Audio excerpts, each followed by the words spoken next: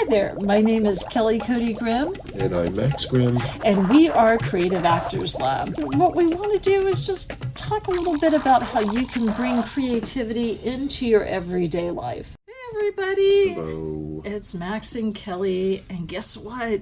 Today we are going to brush up our Shakespeare. Do you want to tell them a little bit about it? Sure, why not?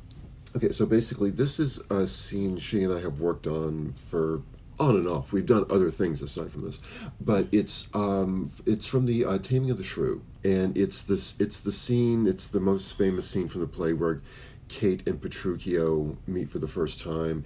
And if you don't know, basically what is going on here is that this is a very problematic play, but then again, it is Shakespeare, so it's supposed to be.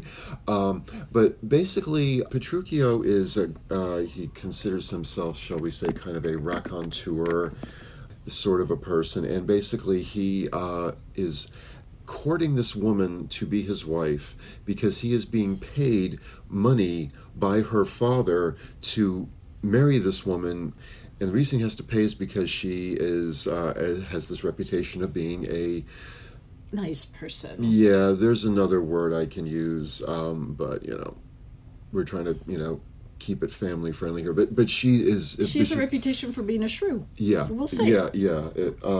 So anyway, Petruchio basically she doesn't know that the reason he's there is that he's being paid. It does actually come out in the scene later on. It's like, that's why I'm here. It's kind of like a tango. And there's all kinds of ways it can be played. It can be played very physically, punching and beating the crap out of each other. And I remember seeing a version with Raul Julia and Meryl Streep where she literally spits in his face. It's the most famous scene of the play.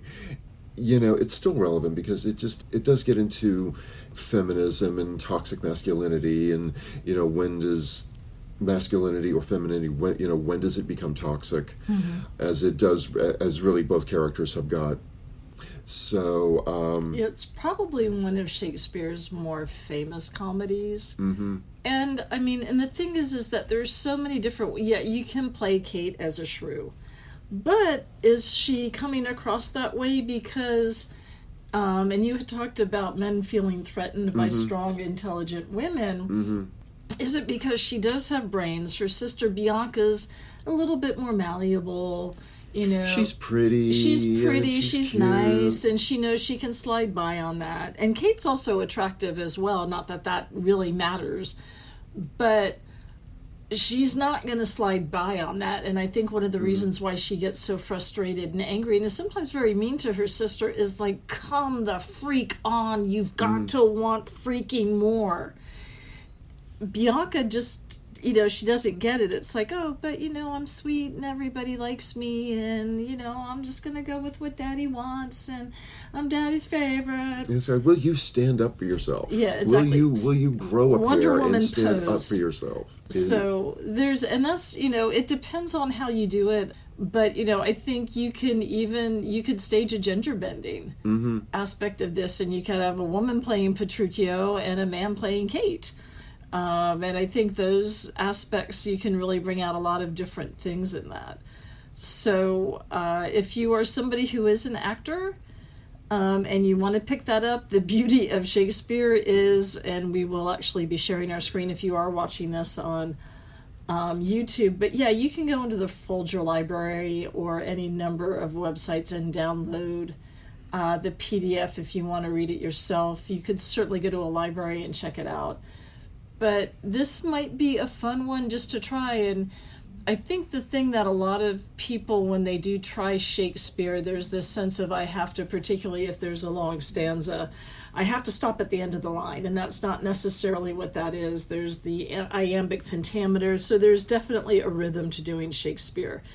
But the more that you understand it, there's so much more. I mean, you can tell the difference between an actor that's reciting it and an actor that really gets it. The difference between an actor just reciting Hamlet's to be or not to be speech versus the actor that's really contemplating some of the heavy aspects of it.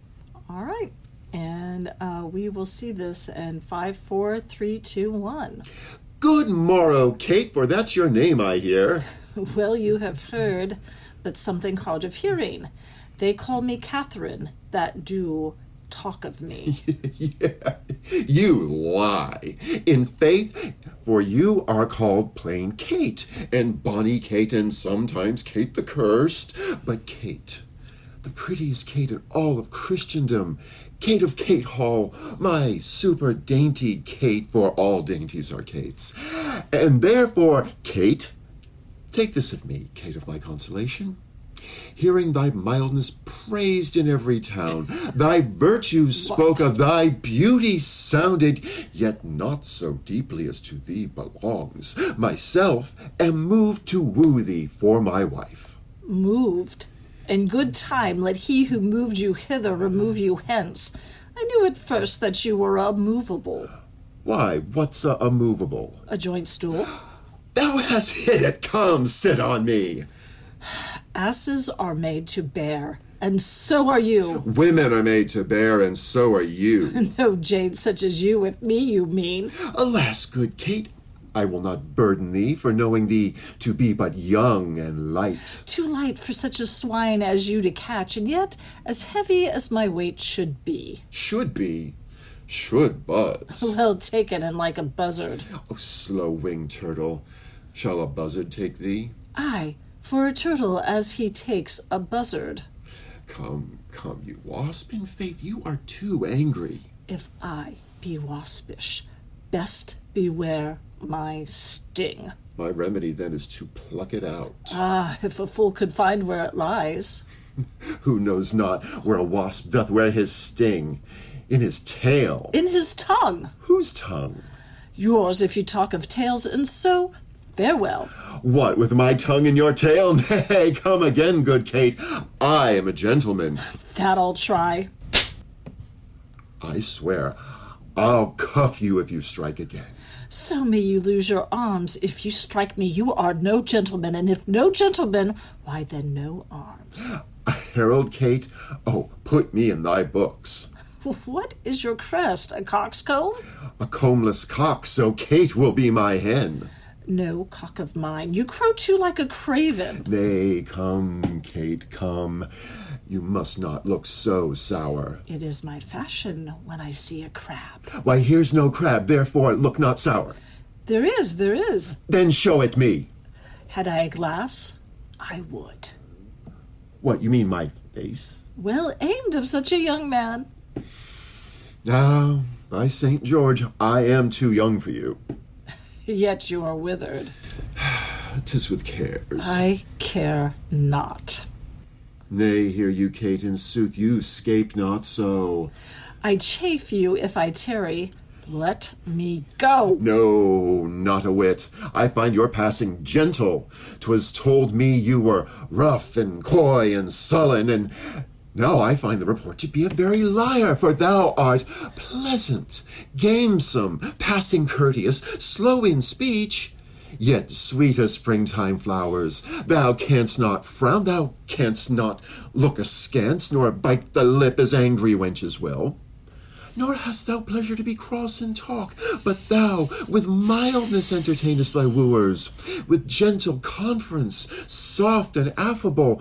Why doth the world report Kate doth limp? Oh, slanderous world! Kate, like the hazel twig, is straight and slender, and brown in hue as hazelnuts, and sweeter than the kernels. Oh, let me see thee walk, thou dost not halt. Go, fool, and whom thou keepest command.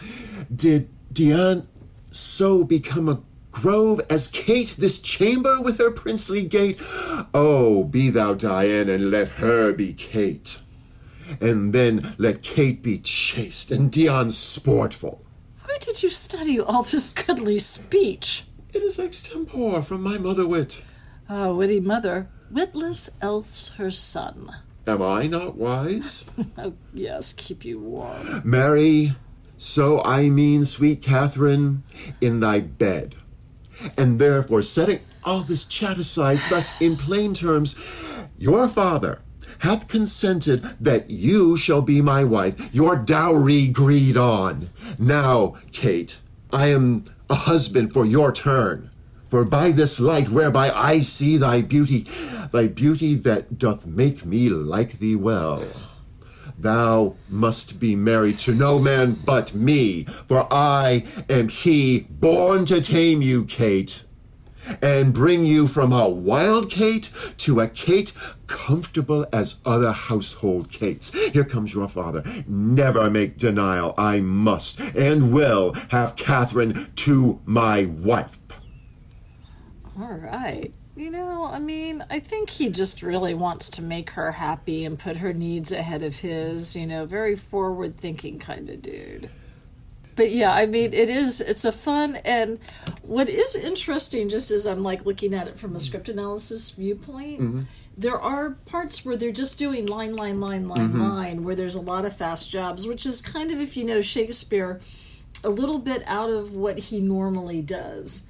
Because sometimes it's, 2 or 3 lines and they're rhyming and things like this, but there's parts of this where there's some pretty quick moving dialogue where it's jab, jab, jab, jab. Again, almost like a boxing match where it's like jab, uppercut, uppercut, punch, jab, jab. Yeah, it goes between that and a tango. And, And I have seen it where people have actually done it where they've been in a punching ring, a boxing ring, and you'll have the announcer introduce Petruchio and then Kate, and then they go in and they are saying their lines and then they're punching at the same time. And that really is the beauty of Shakespeare, because it is a classic, so there are so many different interpretations that it's open to. And the stuff is 400 years old and people are still doing it, and doing it in ways that it's not stuffy and snooty and pseudo-intellectual and inaccessible to most people. It's, the one thing that I, have tried to impress upon students over the course of time is, if you're going to be an actor, do some Shakespeare. You don't have to, or just, read the sonnets. Get used to the language, because that's, I think, the most intimidating thing for most people is just getting past the language. Once you kind of get the language under your tongue and out your mouth a few times, you come to discover how rich it is, how much is, and that's one thing I really try to say to students, but also with the, having them check out things that they may not initially be comfortable with, and getting their brains to work in new ways to, to get over that language, because that is how you stay creative, is by doing things that, you have not done before, and you've got to learn new things, which actually leads me to something that I haven't told you about, but I wanted to bring this up. Yes. So, but what I try to say to people in general, but just coming from an acting, directing sort of standpoint, it's like, do things as an actor that have interest outside of acting. Learn new things, try new stuff, have your brain work in ways that it is not used to. That is how you stay creative. That's how you create new neural pathways, positive, productive, creative ways of thinking and ways of reacting and being in the world. I want to say that's basically with what this podcast is. That's kind of what is happening here, just to be entirely honest with you. We're flying by the seat of our pants with this thing. We're making it up as we go along. The thing I will say is that, and I think I can say this, but we both hit 60 years old this past year. And the thing that I think is so cool, because I'm basically, this podcast is happening because of what you're doing. And she's the one, she's doing the editing and the getting us on all these different platforms and the whole thing. I'm coming in here, opening up my big mouth, and, hopefully useful stuff is coming out of it. But, the whole reason that this is happening is because of the effort that you were put into, that you're putting into it, and you're doing things that you've not really done before, like a certain amount of the editing and the and going across the platforms and this and this and this, and you're doing all these things. It's important at any age, but particularly as you get older, to do things that you have not done before, that and that is what keeps you creative. That's what keeps you healthy. That's what it sincerely helps with one's mental health, to do all these things. I want to just take a moment to acknowledge that you have been, that you practice what you preach in here. And you don't just talk about the stuff, you do it. You are the genuine article, and people need to know that. Oh, that's so sweet. Well, I'm not done yet. Oh. I sincerely appreciate the effort that you put into doing it, and just all the stuff that I, am not able to do or don't have time to do or whatever. You are picking up all of the slack, and you are the reason that, any of this is going out there. And for that, I just want to say, I sincerely thank you very much. Oh, thank you. Oh my gosh. So there. You're just the sweetest man. Well, and I know you're saying that. No, but I appreciate the acknowledgement and that you're doing that. So, and then also, it helps. It just needs to be said. Thank you. Thank you. And I think you're also setting a good example of demonstrating to other people that if you are in either a professional or creative collaboration, acknowledging them and being very specific about what you're acknowledging them for. If it's just like, hey, Dave, great job. Mm-hmm. But if it's like, hey, Dave, the Stratford account, you really nailed it when you uploaded those videos and then shared the links so that they could see what the TED Talk was all about, and I got some good feedback, then that's really specific. So for you to be very specific about that, thank you. But, I think that's just as being creative people.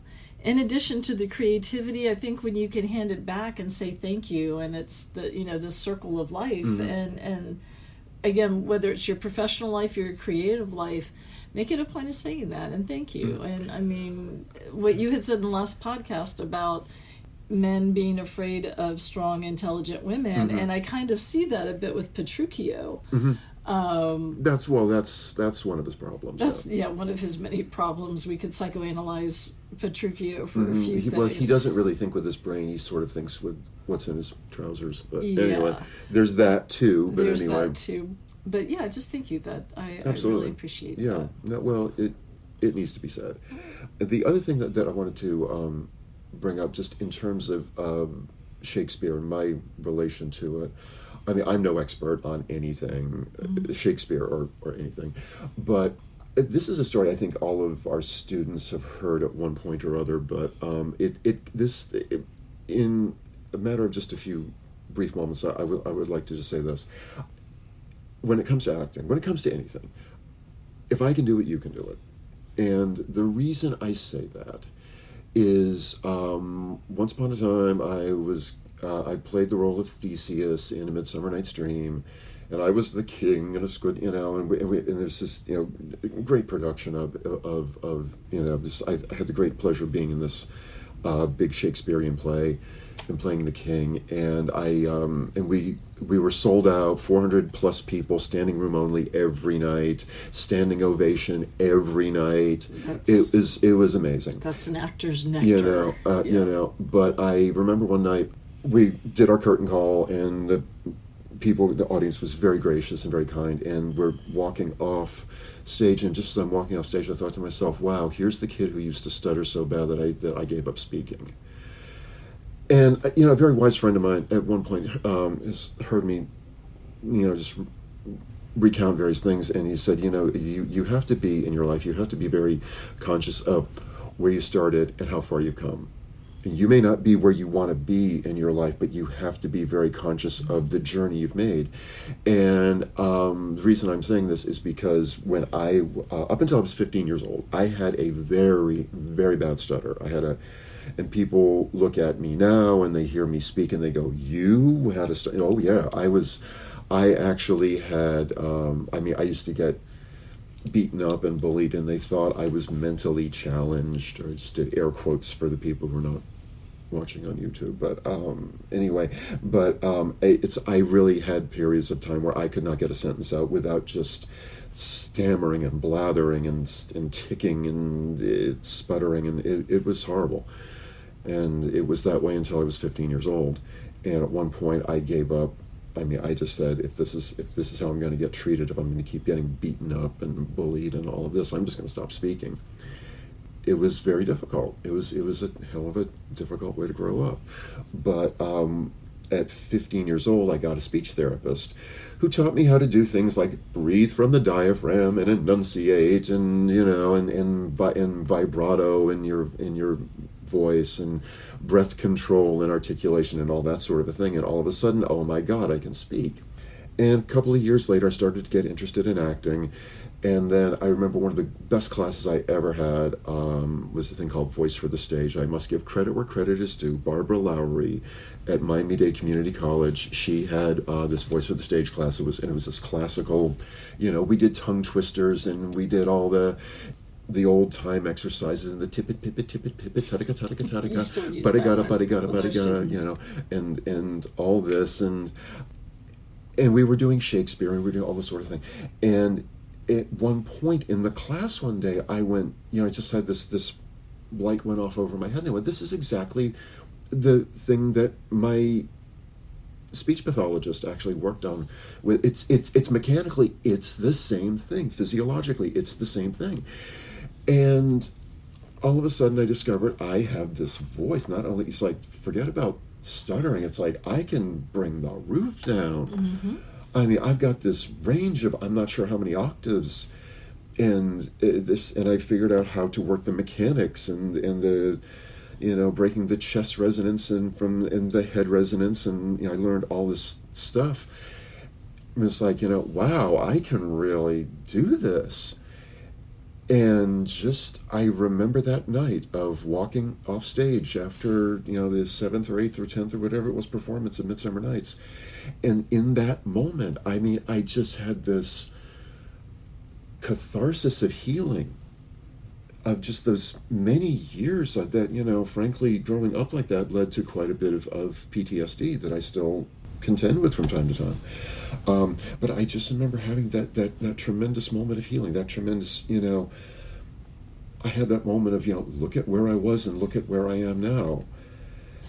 I will say, I think, part of why I keep doing this is I ultimately come across some people or some student or I have some interaction where the whole creative process has helped them in some way or other to heal or to see a way forward that they did not see before when things were looking particularly bleak. Mm-hmm. And we all have those times. It happens to everyone. And I just, when I see the possibilities, when I see some person, being healed, not just through the arts, but just through creativity, that's why I keep doing. That's one of the reasons why I keep doing this. Mm-hmm. And I say to everyone, especially people who are really new to acting, it's like, if I can do it, you can do it. I mean, believe me. Mm-hmm. If I can do it, you can do it. And, just going from growing up like that and having all of the social anxiety that comes with having a very pronounced defect to the point of being able to stand up literally on stage in front of hundreds and on occasions thousands of people out in the audience, and having my voice come out the way it did, honestly, folks, I lie to you not. If I can do it, you can do it. I'm not saying anything about it being easy, because it's not going to be, but, these things are, some things that are really worth it are not easy, but if I can do it, you can do it. And that's just, it just leads me back to one of the reasons why I love Shakespeare as much as I do, is because of that healing experience that I had through the beauty of the language and the art of the theater and the camaraderie of the fellow actors and and the camaraderie between actors and audience and all of that. And it was just kind of one of those perfect storms you have as an actor where all the people on stage and the written material and the people backstage and the people out in the house and the patrons in the stage. Mm-hmm. And when you have that perfect storm of all of that, it's what I wish for everyone. Mm-hmm. Whether you do theater or not, I certainly hope you have those experiences in your life. But it created this portal for this realization of, look at how far I've come. Look at how I started out so weak and I've gotten so strong. Mm-hmm.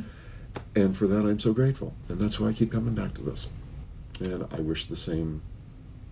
And I think, you can apply that to in so many ways. Like people that have to get up and do presentations and are so frightened of mm-hmm. getting up and forgetting what they're going to say. And, when we also do business coaching, and it's like, just know your story. Mm-hmm.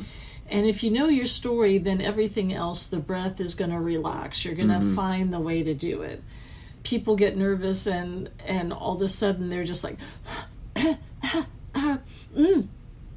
well, I was going to say this, but now, and then particularly if you're somebody who has to do their presentation through PowerPoint, I guarantee you, your PowerPoint will go down. It won't work the way it's supposed to. So if you have that story, it eliminates a lot of that anxiety. But I really love when you're working with, some of our business clients and you're coaching them through the breath and all that. There really are those light bulb moments that are going off going, I never thought of it that way. Yes, I absolutely see what you're saying. Did that come out of me? Did that come out of me? It's like, yes, it did, as a matter of fact. Yes, it did. You figured it out. But the fact that, again, you're able to take what you got from that experience and you're able to transmit it to other people in other fields, whether, in fact, they are actors or they just have to get up in front of a room of people and talk and have the confidence to be able to do that, I think, is really cool. And I love, when I get a chance to sit back, because my strength is improv and comedy coaching, and then Max and I will both do acting coaching. But when it comes to voice, I'm like, there you go. I'm not going to pretend. So, thank you. Yeah. So, to me, that's really important. It's all part of the process, isn't it? But and, even when you're showing them things like the pencil test, and you're putting a pencil in your mouth, and then you have to, just lengthwise, and you're having to speak over it. Basically, you put a pencil in your mouth, and then you're speaking, and you're learning to speak over your pencil. And what it does is, it's like running with weights on your legs. When you take the pencil out of your mouth, all of a sudden your enunciation is so much better. It's there's actually, I could go on and I think there will be a future podcast in which I do get into some of the mechanics of some of the weird voice exercises that I love so much because they work. But no, I mean, that's, I guess basically this is what I wanted to say, really. Gratitude, giving credit where credit is due, quite frankly. And sometimes you need to do that for yourself. And I think, to your point, stepping back and being able to look at, look how far I've come. Whether you're, someone who's a younger person who's just getting into acting, but maybe you were that shy kid that always kind of stayed in the corner and read in a book because it was a lot easier to do that, or you're on your phone. I was the shy kid. I was the absolute shy kid. I would put on, I was like the president of thespians in middle school, but it was my game face. But, quite honestly, I would much rather have stayed in the corner of the lunchroom and just read books, because that's where my comfort level was. You can step back and, pat yourself on the shoulder and say, you know what? I did that. I tried something new. I did it. I learned something. Are you going to come across and be able to do Shakespeare, like Olivier or Brian Cox or whatever? Not the first time out. Those guys didn't sound like that their first time out. So give yourself a break and just practice it. But, the thing particularly with Shakespeare that I've noticed is when you finish doing it and the audience is touched, and it's not, again, you're not reciting it, but you're really connected to the character. You're feeling for them. Hamlet at the end, when, he's realizing basically his all is lost moment, the audience is drawn into that. It's just amazing. Or when they're laughing with you, when, you're playing Titania and you are joking around with Bottom and he's got a donkey's head on him and the audience is getting the jokes and you're having fun because they're all getting that. I just think it's amazing, again, that you have something from over 400 years ago that people still get and they still want to perform it. And as an actor, if you can take yourself there and do that. And then as an actor, if you can go from somebody who did stutter to the point, very much like James Earl Jones, who stopped talking. I mean, you listen to how rich his voice is. You're thinking, okay, this is the Lion King, and this is Simba's daddy, Mufasa. This is CNN. This is CNN. How could someone with that rich, beautiful voice not want to speak? But that was what his life was, very similar to yours. People would make fun of him and he would stutter and then he just stopped. So Mel Tillis is another one. Yeah. That's. So, if you're somebody too that is struggling with that, reach out, try to find some resources that can help you with that. There are tutorials on our subscription site. Max has a couple of hours of voice exercises and ways that you can improve your voice. If you go on our website, there's just he does a simple 15-minute warm-up that you can access as well. But, again, improving your voice, just trying new creative things. Again, guys, we can't emphasize enough how important that is to your psyche. And it helps your brain, it helps your spirit, it helps the world. Because if you can go through the world and feel like I am a creative, unique person, man, that's the energy the world needs right now. All right, well, thank you guys again for listening. We really appreciate it. Again, we hope any of this is helpful. Whether you are going to be an actor, or you are an actor, or you have no desire to be an actor, just we hope this helps. Until next time. We appreciate you guys tuning in, and keep in mind that you can catch us on our social media, Creative Actors Lab on Instagram and Facebook, and by the same name on YouTube. And for more on what we do, you can go to our website, creativeactorslab.com, all one word. Thank you for listening. Stay curious, make art.org. Much love until next time.